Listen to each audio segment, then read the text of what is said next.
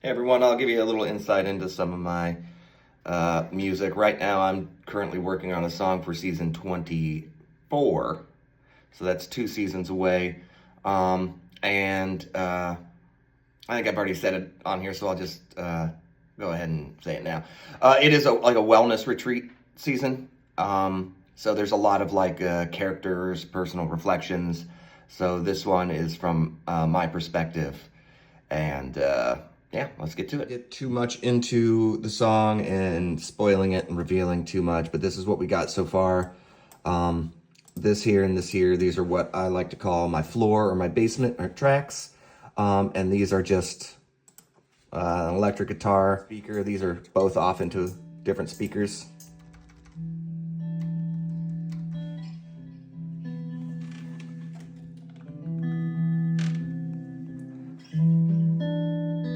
So that's what anchors the whole track, is just that. The rest, the other guitar, it sounds a lot more full.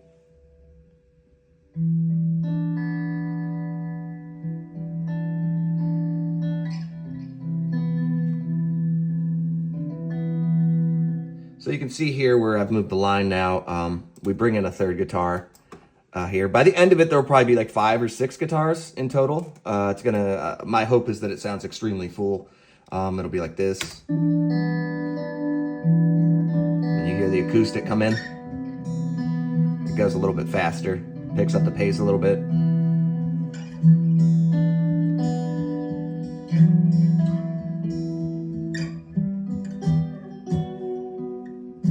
Before I throw in the next guitar, which will be a distorted guitar, it's going to be over the chorus.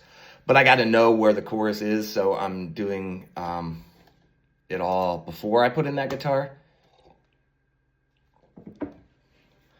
Jump right off the edge, and I pray that you forget. And this is what I was talking about when it comes to like season 1 and stuff, like the songs. This is a very high decibel here. It's not too bad, but what I do now is I normalize it into 65%, and it should shrink it a little bit, and that kind of makes it a more acceptable level, especially when it's in your headphones. It's not blowing your ears out. And so we'll end it with this.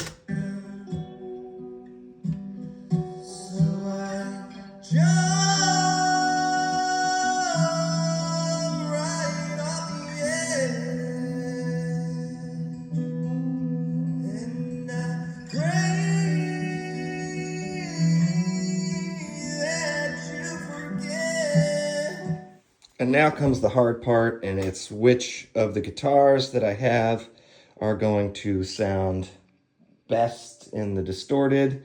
And I'm going to probably choose between the Stratocaster and my PRS, which I used for the rest of it. We'll give it a different sound just because I used the PRS for the basement track. We're going to go ahead and use the Fender for the backup and the chorus guitar.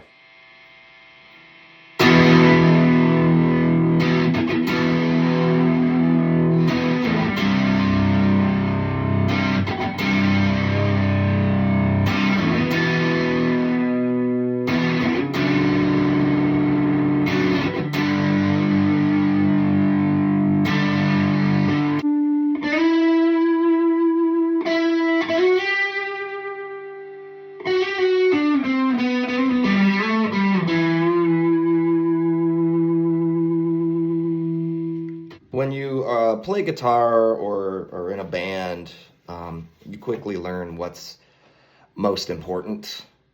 And so now we're on to one of the most important things, if not the most important thing in any song, which is the bass. I'm no bass savant by any means, but I can still do it to where it adds, it adds so much more. The bass and the drums are the most important parts of any song and music, in my personal opinion. So I do my best to mask my abilities in bass. And for this song, luckily, all I have to do is very basic things. So let's get it going.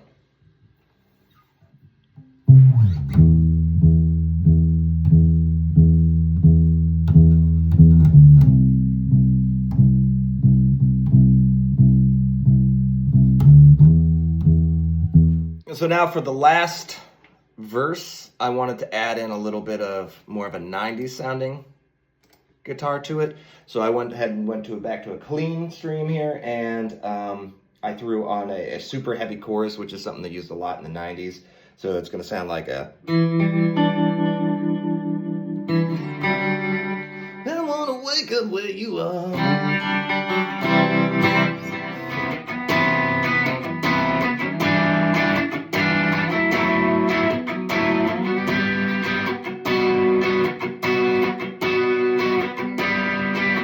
All right, so for the second chorus, I'm going to go a little bit heavier, I think.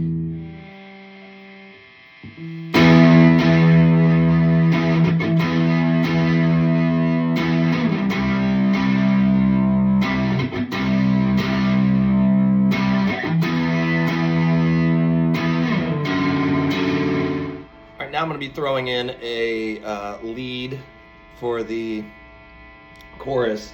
And this is one of the hardest things for me because, you know, you're trying to play, but it's so hard not to turn it into like, you know.